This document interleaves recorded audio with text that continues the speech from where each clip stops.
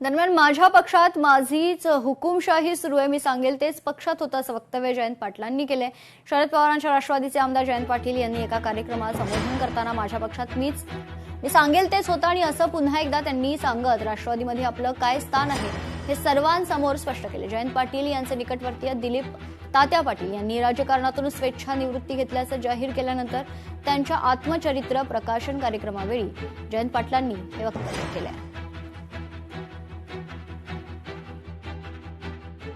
आपण जर परिस्थितीप्रमाणे बदलायला लागलो तर त्या परिस्थितीत आपण वाहून जातो. मग परिस्थिती कधी बदलत? आपण जर ठाम असलो तर परिस्थिती चेंज टाइम बदलत असतो तात्या. त्यामुळे हे निवृत्ती हे याच्यावर फुली मारा. कळलं का? This is not allowed in our party. इथे मी हुकुमशाही आहे माझी, मी म्हणेल तेच होतं. लोकशाही मराठी ऐका, पहा, जागरूक रहा.